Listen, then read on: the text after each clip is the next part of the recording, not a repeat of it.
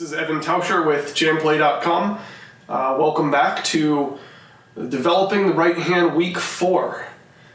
So if you've caught previous weeks, we've been doing all sorts of things, learning about hand position, arpeggios, how to use all of our fingers when beginning to use our right hand with classical guitar and really any other style. And today we're going to be working exclusively on building independence in our right hand fingers. So this is something that's pretty difficult because our fingers are so close together on the guitar, so are the strings. Our fingers are responsible for doing a lot of different things. Our right hand is like the pianist's two hands. So there's a lot of different control that we need to build in order to actually display the music that we're playing appropriately. Make some things louder, make some things quieter, and all of these things come into play when talking about building speed as well. So let's go ahead and get started.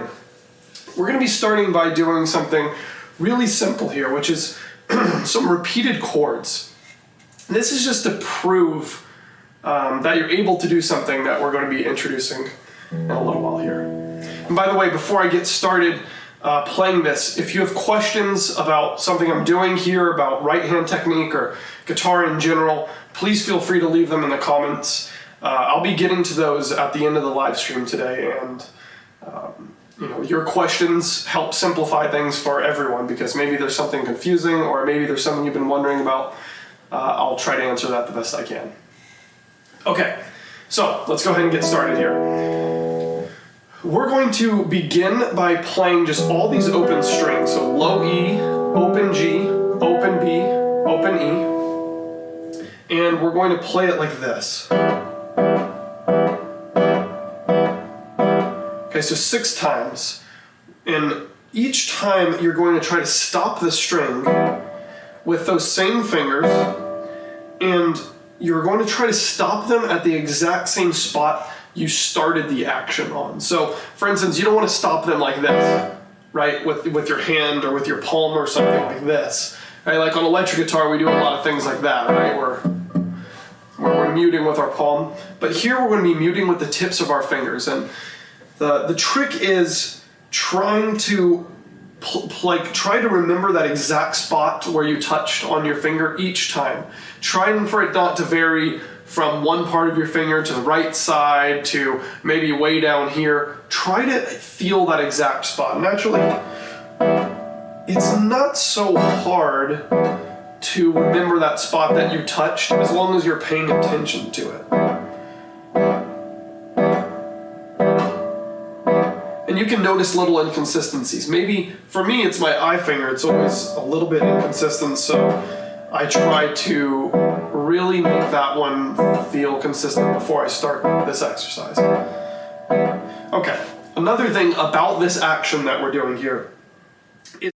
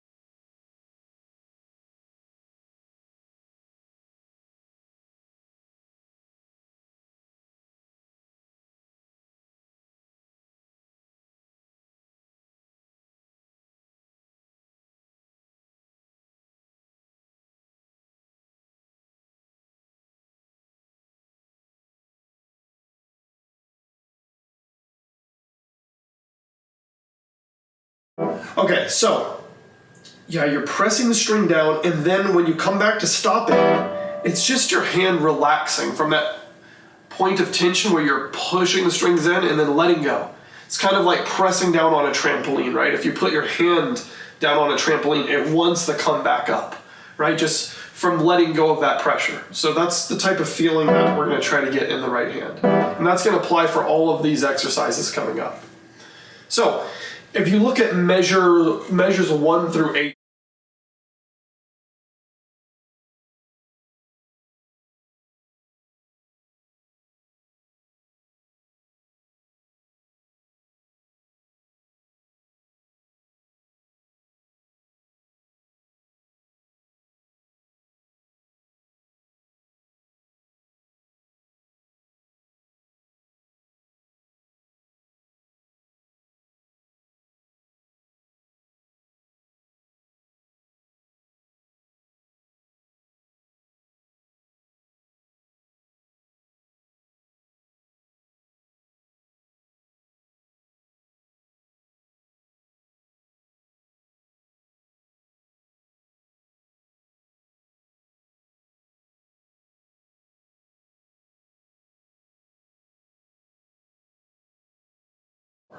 and try to be really consistent and really quick. Once again, try not to do this. When we're getting quicker, this is a tendency I see a lot of people doing.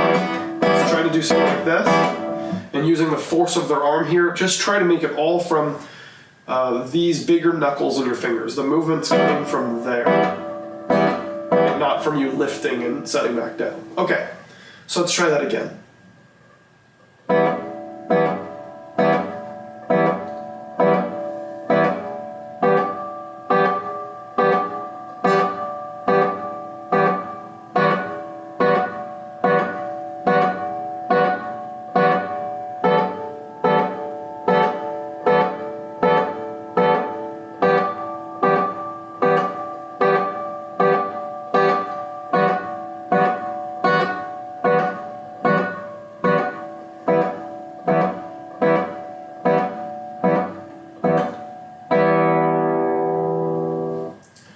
Another thing you want to feel between each of these that you do is you want to feel like you're completely letting go. You know, I mentioned the trampoline thing.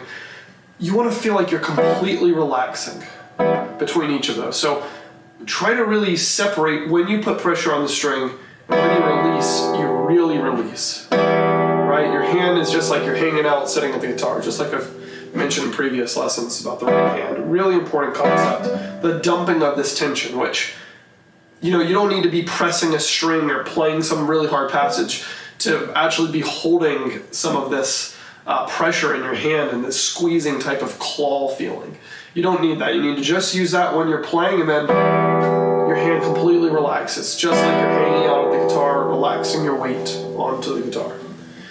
Okay, so this is all for the purpose of now training the other fingers to be independent from this block motion that we're doing.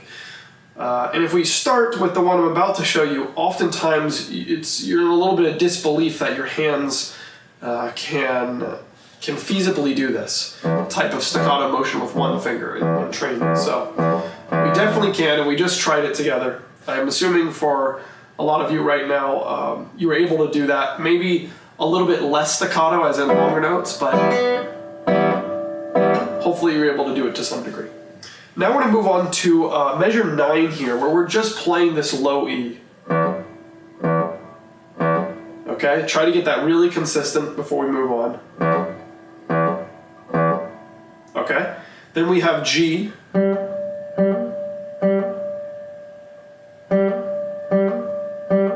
I know I have these in order going all like that, but you're going to just try these alone first.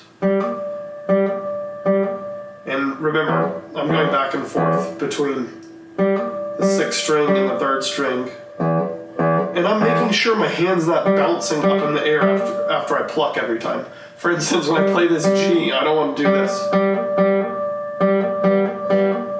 Because this is really inefficient, okay? We're trying to build efficiency.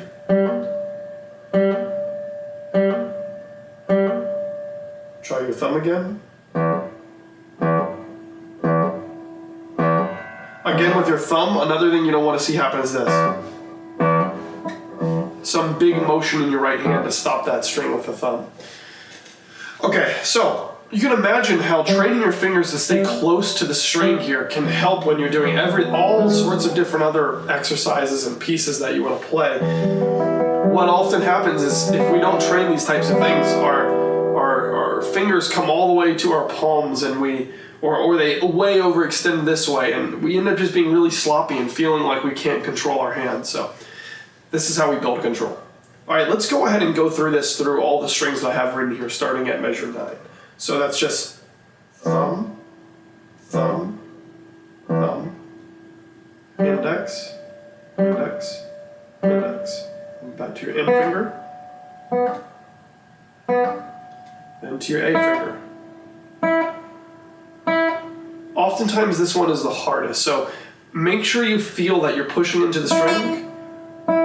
That makes it a little bit easier usually, instead of just coming this way and trying to set your hand back down. Really try to feel you're pushing into the string. Let's just stay on that one for a little while. And if you're not able to get it super quick, it's okay. just try to make it as much of a reaction as possible. If you can do it once, you can do it as many times as you like. You just need to do it once and then maybe take a break. It takes some more stamina to do it over and over and over again, so don't get too caught up with trying to do that. If you can get it once, just try to memorize that feeling and repeat it. So, okay, that one was pretty good, so I'm gonna relax. That was pretty good, let's relax. Maybe we can do 2 now. Okay, so this is the type of way we can work on it, not, okay, I gotta get it really fast and really staccato. You'll end up building up a lot of tension doing that. So, now after that A finger, 3 times we do back to our M. We go back to our M, and then we go to our I, then our thumb, and then we play a single block chord there just to reiterate that idea of them all moving together. And if you're having problems with your A finger, which I suspect a lot of you are, leave a comment if you are. Let me know which one is hardest for you out of all these fingers, because you hear different things. And also sometimes it can mean that your hand is in a certain position or it's associated with certain hand sizes and such. So what I was going to mention here was, now I lost my train of thought, but let's go ahead and go back through this. So, P, P, P, I, M, M, M, A, M, M, I, B, and then all of them together, like that. Yeah, let me know which one is most difficult for you guys. I'm really curious. For me, it's definitely the A finger, even though I practice this type of thing a lot. Okay, so that alone is pretty difficult and is a really great warm-up exercise because, you're only playing one note. You're not doing crazy things in the left hand. You're just playing one note and training your hand to relax really quickly. And it requires a lot of focus, which I always lean towards those types of things, like things that absorb more focus than just repetitive energy here. Like, you want the energy to be coming from your mind, not just like these repetitive motions that you're doing. So make sure to focus on it and improve before moving on to this next step in your daily routines. But for the sake of time, we'll go ahead and move on to the next exercise. So what we're going to be learning how to do is, in an arpeggio, articulate just one of those fingers. This is kind of like a fun way of working on what we were doing here, because you can't do this for a long period of time or make this into an exercise that is musically satisfying in any way. So what we're going to be doing is starting by just doing staccato or short notes with our thumb, and then the rest of the notes are going to be normal. I'll demonstrate.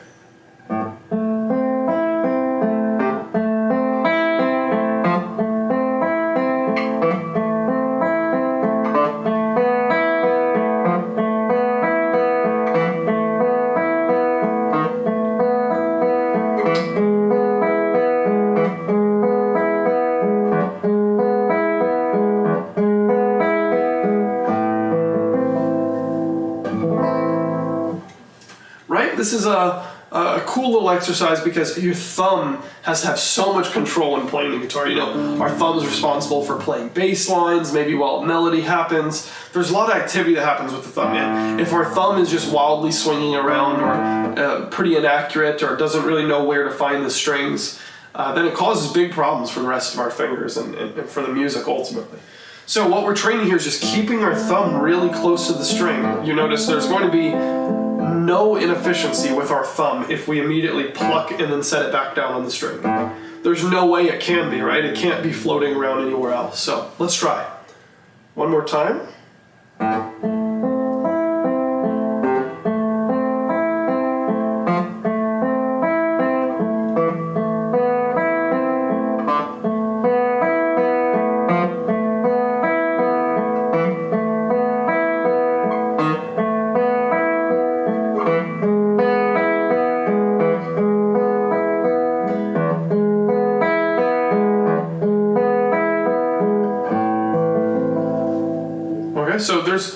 high speed caps for this. I mean, you can...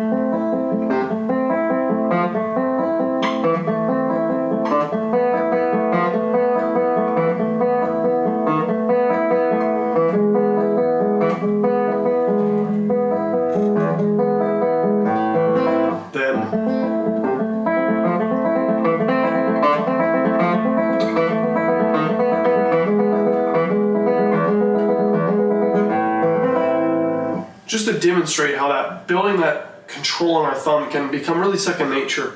It's and it's something that's actually required a lot in music that we play. You know, if you want to play something that has a certain sound to it, you know, where you have a staccato bass line or something that's really heavily articulated, you're going to need those various different articulations in the thumb. So I would say spend the most time on this one because it comes in most. It comes in handy a lot of times in music.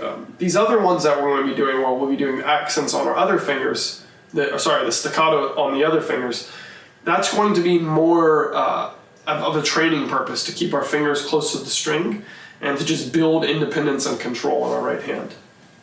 Okay, so now on to something a little bit harder, and we're going to take it a lot slower because it requires a lot of focus. I won't lie to you here. Let's go ahead and move down to measure 26, okay? And let's just try this, all right? We're playing E, E, right, on the second fret of the fourth string, and then G, B. Basically, without it being staccato, this is the exercise.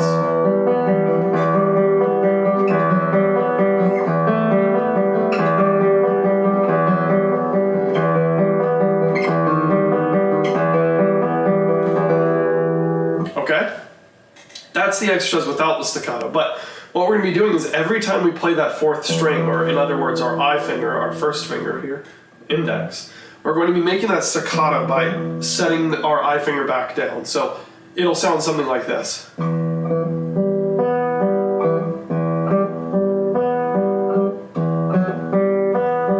If you watch closely at my right hand, you'll see what I'm talking about. Same thing with our thumb. Like we did it with our thumb. What I meant to say was that.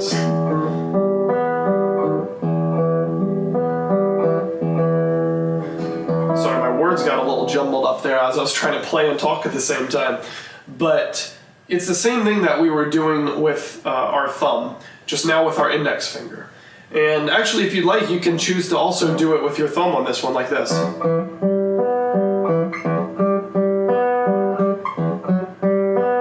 I prefer to let that E ring just so that we're completely focused on our index. Maybe that's just for level 2.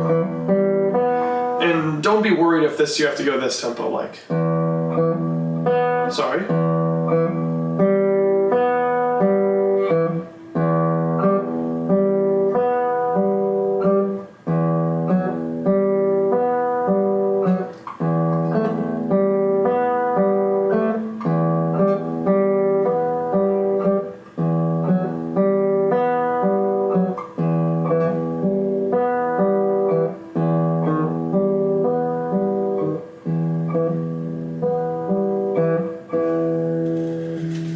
So don't be afraid to go really slow tempo. And also, you'll notice that obviously since the thumb only happens once in these arpeggios per measure, and our index happens twice, so here and here, right? Since it happens twice, if it's difficult for you, really difficult, then just do the first one, like this. Let that last one be long, right? And when you come back to it, you can add it back in. And once you get a little bit more comfortable with it. It's the type of thing that actually the control for it builds up really fast. Even when I hadn't worked on this in a while and I came back to write this exercise, I was like, oh wow, this is actually pretty difficult. And then after 10 minutes of working on it, I was like, oh, this is not so bad. It's just focus.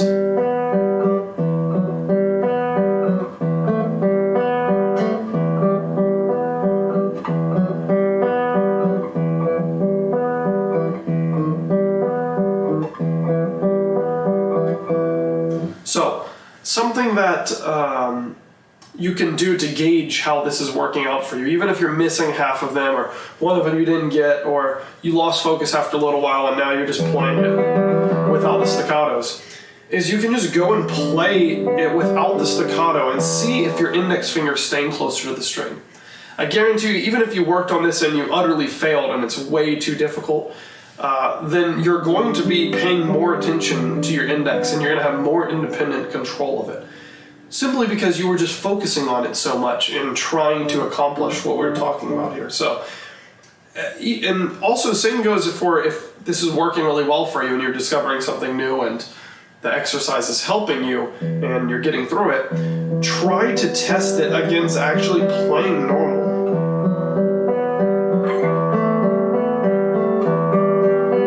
With no staccato, and see if your index finger is staying closer. Because what you don't want to see is this type of movement where your index finger comes so far back and it's not efficient, or it comes back and it doesn't release, right? That's what happens so much in classical guitar playing, is we see a lot of hands that, and a lot of my students are this way, you see a lot of hands where they fold into the back and then they never know when to come back to the string, or they only come back to the string once the next note's about to come. So, that ends up in a lot of times hand injuries or just frustrated playing, a lot of wrong notes and inefficient movements, and it just makes everything so much more difficult. So spend a little time practicing this type of stuff. I guarantee you'll see a result. So maybe you can remember to what this looked like before you try doing it staccato. Another thing I notice is that my hand feels so much more relaxed after doing this and now playing it without staccato. I feel myself playing with less energy. And I visibly see my finger staying closer to the string, making sure the glare doesn't get in your way there. Okay, so now let's do that again just a little bit slower. We're going to play it like this. Okay, so let's start that. 1, 2, 3, 4, 5, 6.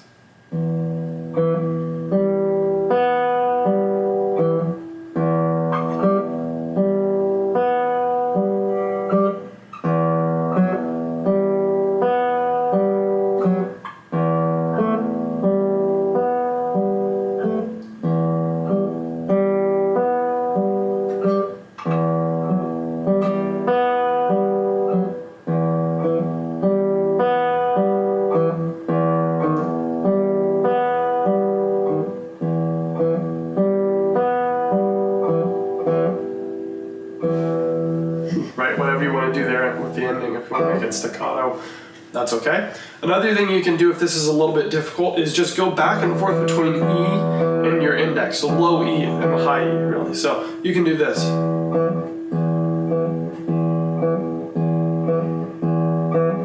Actually, this is really nice. And then you can go to the 5.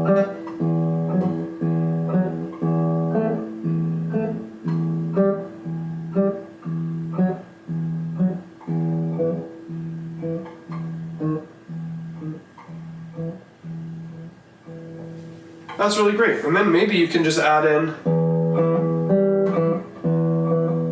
Actually, that might make it harder, not going all the way up to here. Just going back and forth between thumb and index is great. Try doing both staccato for fun. Great exercise. And try to make them the same length. Maybe we practice our thumb for longer, and now our thumb is easier. Or maybe our thumb is a shorter note. Try to match it with your index, and once again, bring the focus back to not lifting your hand up. I can almost bet that through the screen on the other side, there's a lot of people doing a little bit of motion like this. And you might think, a little bit, that's okay. It's really not, because it means that the movement's coming from the wrong place. It's not about being picky, it's about the movement coming from the right place, right? So we're trying to press the string down, not pluck it upwards. And like I mentioned in the first lesson in setting up our right hand, week 1 and probably week 2 again, We too often think about plucking the string. I don't really like that word because we think about this, like, right? That plucking upwards, like snapping it, right? Our fingers want to work more like the hammers on a piano, like it hits it down, hits the string down. It doesn't pluck up. It's a really inefficient motion and it makes a bad sound on the guitar. So we get more volume by pressing down into the guitar than we do like lifting up like this. Like that, right? And also when we lift up like this, we often lift our hand, which makes it so difficult to play fast. So motion coming from here, these big knuckles, and try to make sure your hand does not lift up like that. It's just this. So when it's back to thumb index,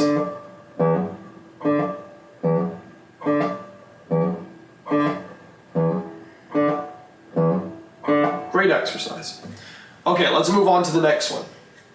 Now we're going to be doing staccato on just our, I said I, but actually just our M finger, so our middle finger here. It's going to be all on the second string.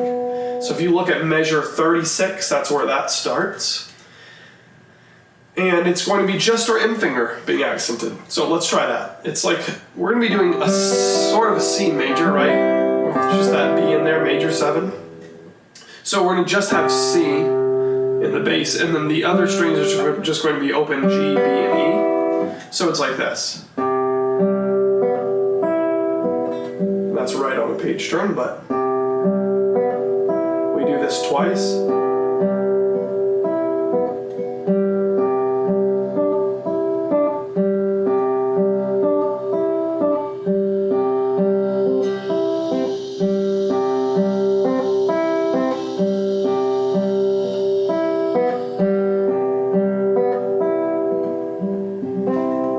Okay, so I missed a couple of those there. Actually, my iPad just told me low battery. So, this one you might find even more difficult than your index, and this is probably the hardest one.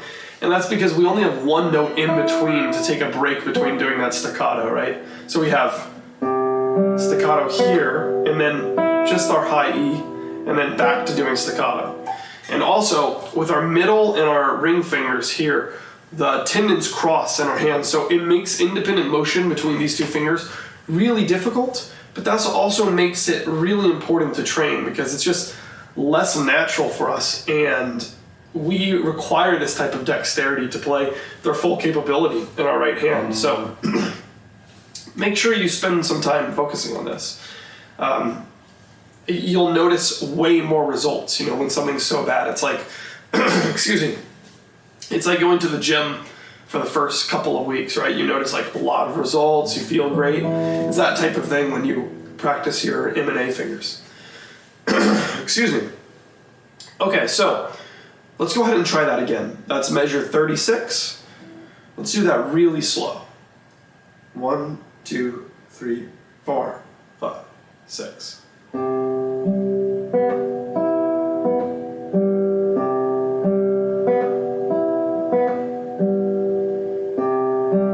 I'm sorry, I forgot how many times we do that. Let's start that one more time. 1, 2, 3, 4, 5, 6.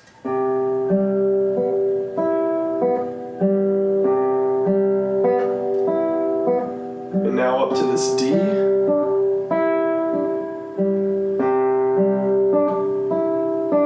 Now to the C.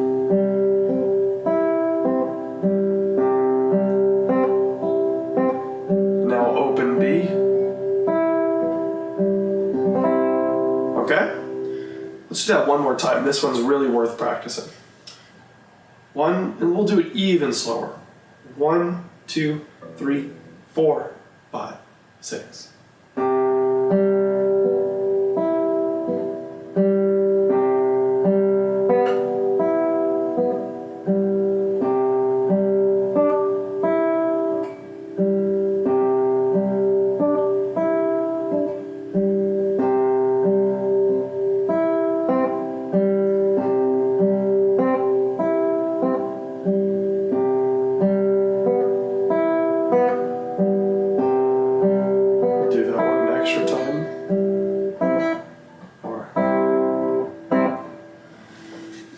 just sounds nicer if you end it with a long note.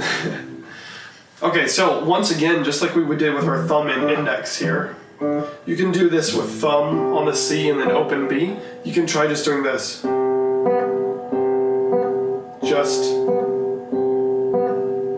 Just your middle finger being staccato, or M finger.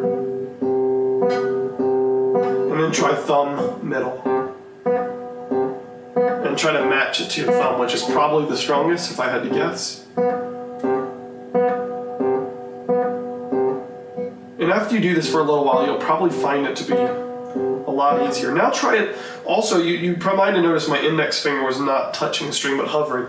Try to press not press, but just set your index finger on the third string, the G here, while you do this with your middle finger.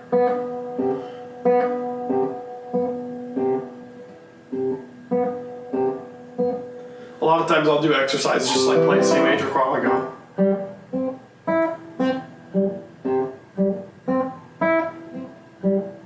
Just like we did in the very beginning, like this. Except not doing 3 at a time. Maybe we'll try that at the end if there's time. Okay, so now we're going to move on to doing just the A finger. Okay, so you'll see that starting at measure 44. So it's difficult in one way because oftentimes our ring finger is our weakest finger. However, it's not like the I and M where it comes back twice. It's just like the thumb where it's just ones. Right, whereas here it's...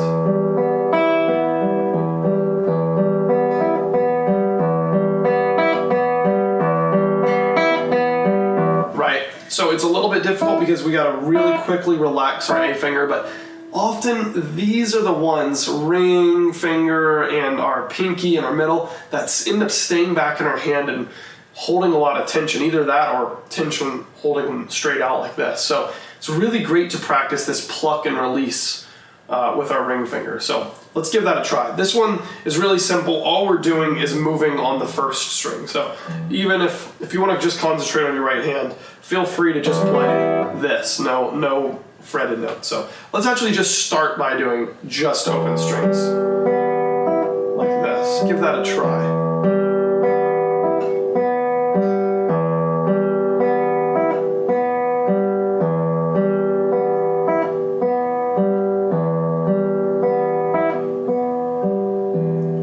Try just playing.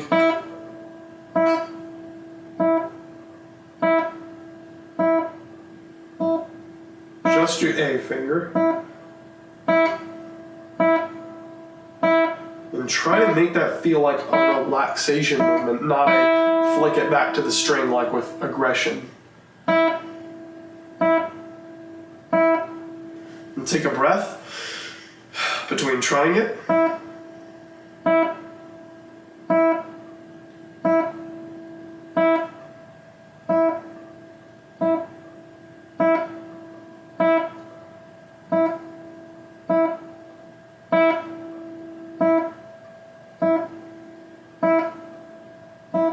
Okay, now let's try it in the context of this arpeggio.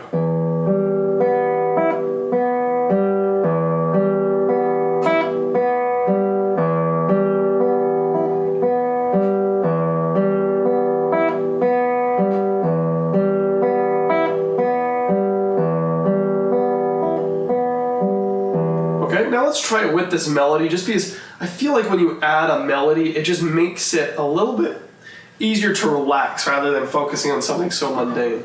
So, we'll do this twice, and then you'll see measure 46, where you add that G, then it goes to C,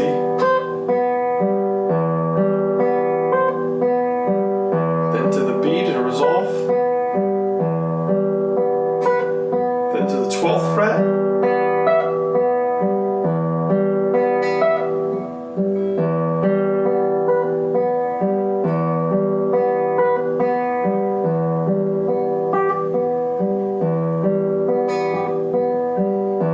to the 7th, the B, then E.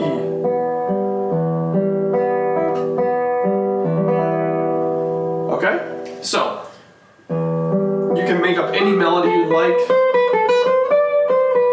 whatever it is. It's for that first string to get developed, not first string, for that A finger to get developed, and for that first string to just have something interesting going on.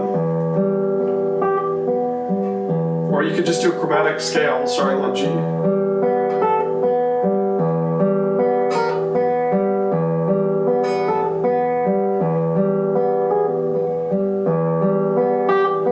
And try different volumes too. You know, if you do it quiet, it might be the most efficient, but you can't always do quiet notes, right? Sometimes it's gotta be.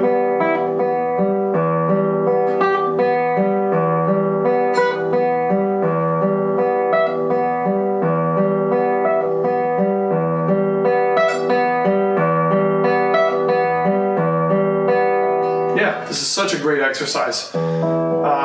Now, while we have a few minutes left, and by the way, if you have questions about right hand or how you should practice these, or something was particularly difficult for you, please leave it in the comments. I'm going to be getting to some of your questions in just a few minutes here. So please don't forget to leave those. Now let's try what I was suggesting in the beginning by just playing this arpeggio, but just with each note staccato to kind of combine all this together in a mega difficult exercise. Or really just a nice warm-up at any speed. It doesn't need to be extremely fast. So let's just try thumb and stop the note, index, stop the note, middle finger, stop the note, A finger, stop the note, middle, index, thumb. So.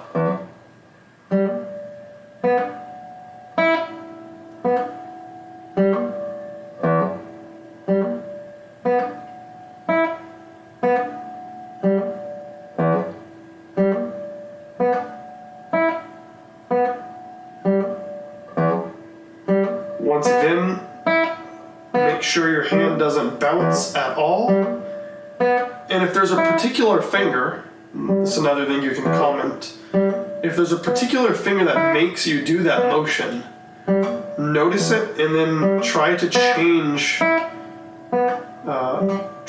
that aspect. You might notice it's one of the more difficult fingers for you. Maybe A finger makes you do this. So just maybe spend some time pressing the string down into the soundboard to feel that.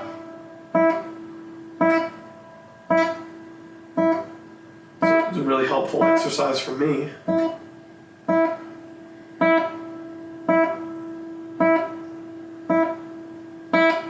There we go. Now there's less movement.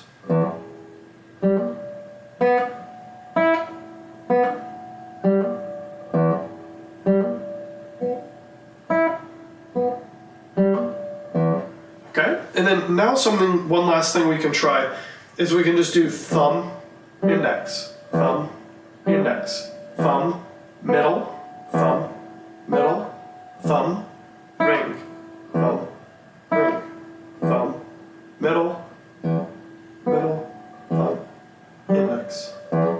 Let's do that again.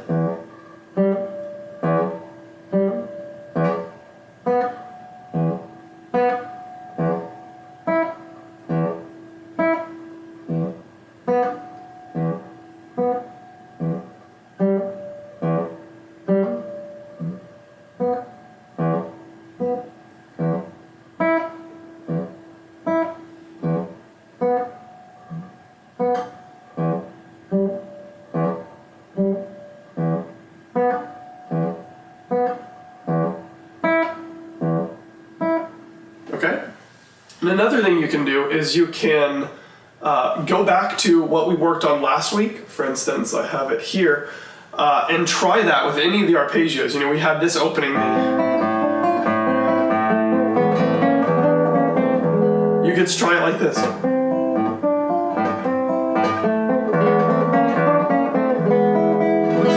You can see how adding those little articulations makes things a lot more exciting, or you know, occasionally adding that in. Maybe you do.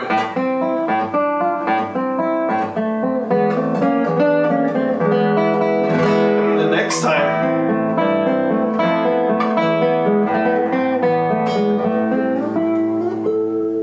you do no staccato. It makes, kind of adds some flavor to things, and makes guitar a little bit less guitar-y, everything ringing through and it all being strung chords. This kind of control makes music a lot more exciting, at least for me. I hope it does the same for you guys.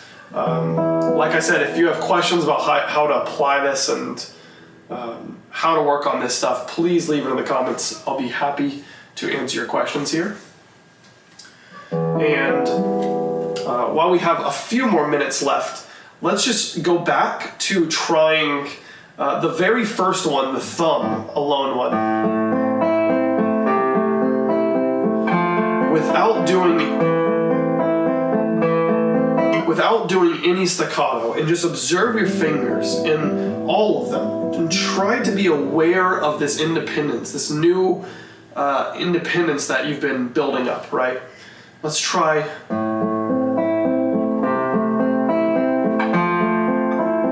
Just the beginning of that, okay? We'll stop there. Just look at this and try to see if your hands are acting any more efficiently than before.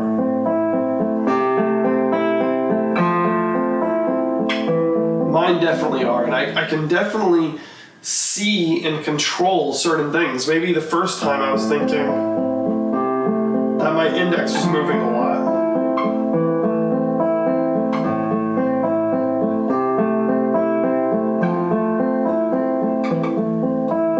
And now I've really controlled it.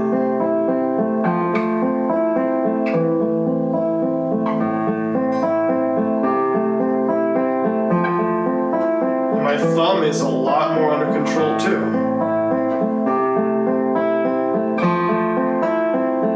If you're having trouble, maybe just add that thumb back in. Sorry.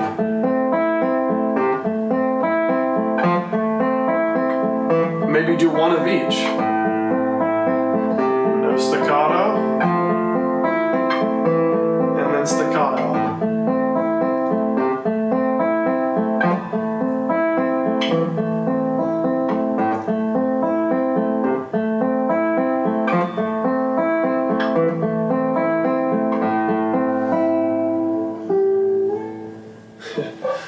Great. Well, thank you guys so much. We're about to get some questions going here, so please leave them in the comments if you haven't already. I think there's already a few. And thanks so much for tuning in for this week of developing the right hand. I know some of these are difficult, but just take it slow when you apply this to your own practice. Just take it really slow, and remember, it's about focus, not about all these repetitive motions and doing it a million times in a row. So thanks so much for watching. I'll see you next week, week 5. We're getting into some more things with building control and just getting more complex, and we'll be having more fun with etudes that we work on as well. So I'll see you then, and let's get to some questions.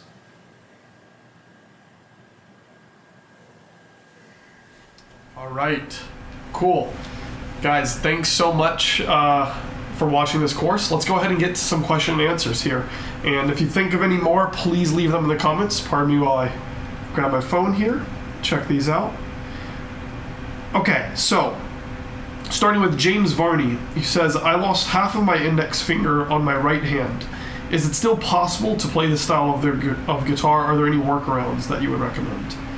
Okay, wow, unique situation. So I'll tell you that I've ran into a couple of people who've either had problems with certain fingers or because of an injury couldn't use one. And I had a really close friend, who couldn't. They could use their middle finger sometimes, but they almost never use them. They used thumb, index, and ring, and they could play really fast. The great thing is, your M and your A finger. You said you lost half your index. Your M and your A finger, if you train them well, they can go really fast, and your thumb is such a big player in this. So between those fingers, I'm sure you can make it work. There's also someone called Charles Postulate. You have to Google it, something like that, Charles Postulate, and he wrote a book on incorporating the pinky into classical guitar playing, and that's something you don't see a lot. But if you're missing half your index finger, I would definitely say look into that book, because you can train your pinky finger to work with the others, and then you might have all capability back. And also, since your pinky finger is so much shorter than your other fingers, most likely at least, usually requires a little bit longer of a nail. So on my pinky finger, I actually have a longer nail. I just use it from time to time, almost never, but if there's a good situation, I'll use that. So yeah, I'd really recommend that. And you can totally play this style. Your thumb is such a important digit. So, Helen DeSheen. When I try to do staccato on the root, it really messes up my flow between the notes. How can I make that transition smoother? Good question. So if it's messing up your flow, I understand it's probably taking a lot of energy to come back and stop that note. I'd recommend what I was talking about maybe right after you asked that question, which was going back and forth between just one other note and try to get that flow correctly rather than overwhelming yourself and thinking and trying to fit it in. So go slow enough to where, even if it's like this, Helen,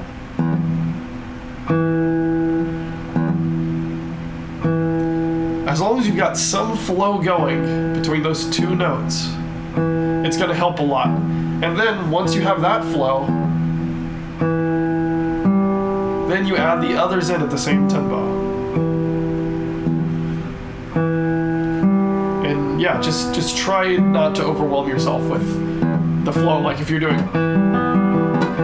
that's going to be really hard to get right away. So watch out for that. That's a good way to work on it.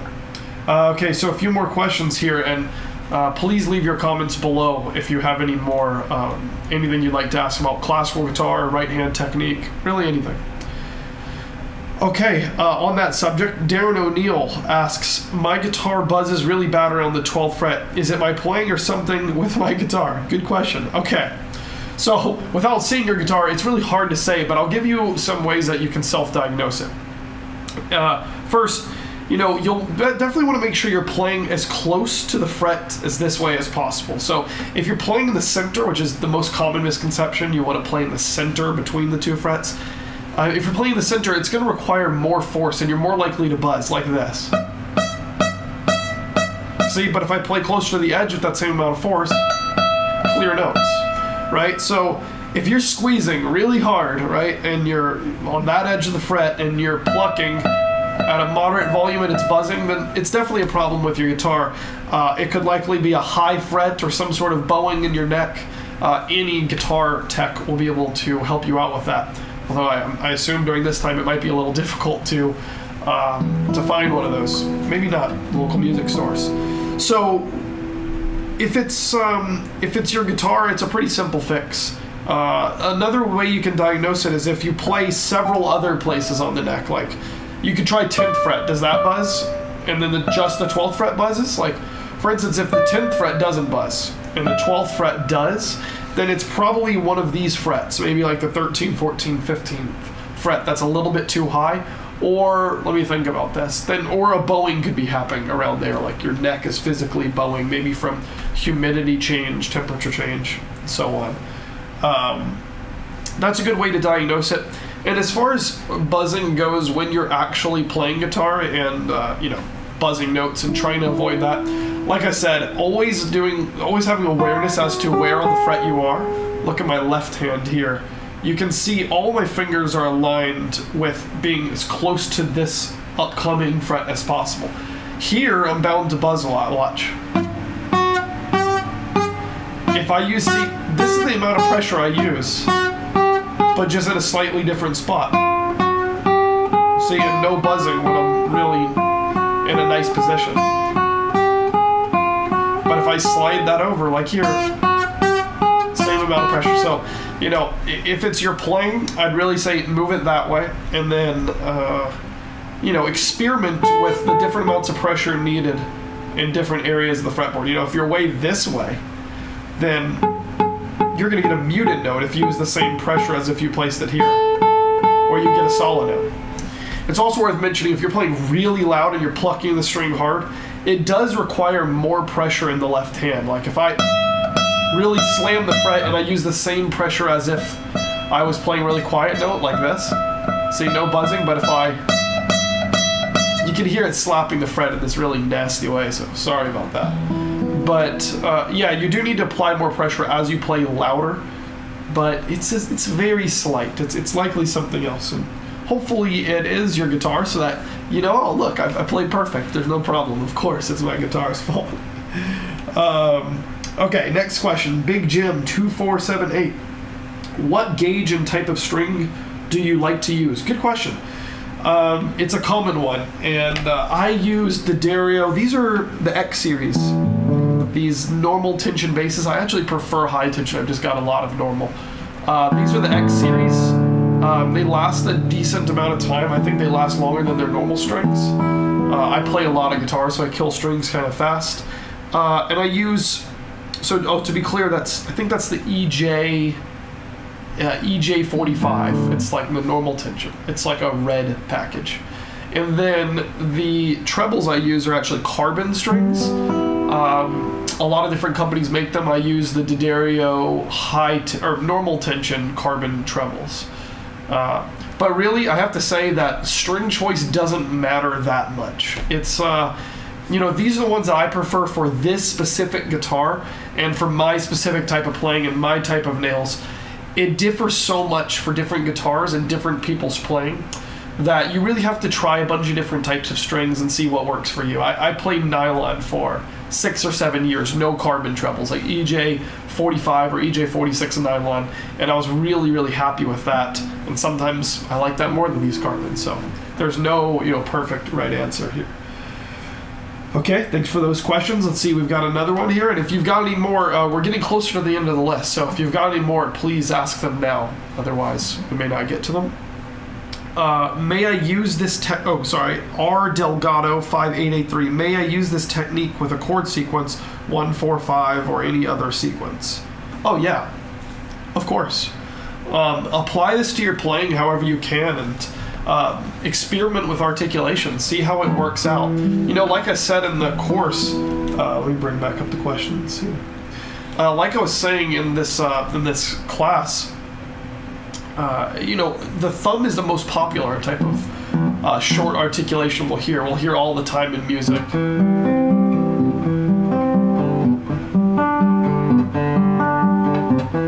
And it's meant to imitate other instruments when we play that too. Like you can imagine a string bass player, like the stand-up bass, and how, they might do like a pizzicato sound. It might just sound doom, doom, doom, and you might have the string section going dee-da-da-da-dee-da-da-dee-da-da-dee-da-da, and that's sort of what we're imitating there. You can imagine it.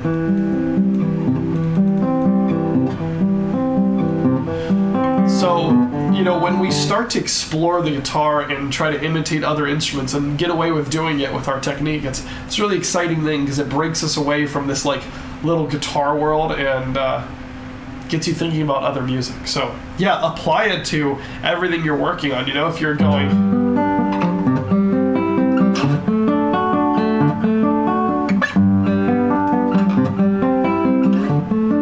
see, that could have a cool sound, or maybe you just or maybe you just make the first one short, or what was I saying?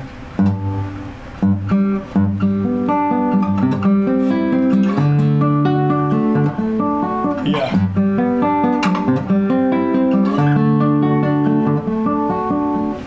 All sorts of fun things to do there. Well, great. That was a lot of fun. These were tough exercises. I don't expect you guys to, get all this really fast instantly. It's just a nice way to practice, and it's not something you really even need the sheet music for. You can just experiment with, this finger, I can't seem to get control of it.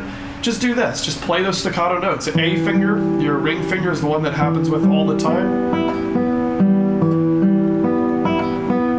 And do that for a little while, and I bet you notice a change. I really bet you do. It might be frustrating for like 2 minutes, and then you work on it, you're like, oh wow, I can control my fingers. This is pretty cool. That's at least how I see it.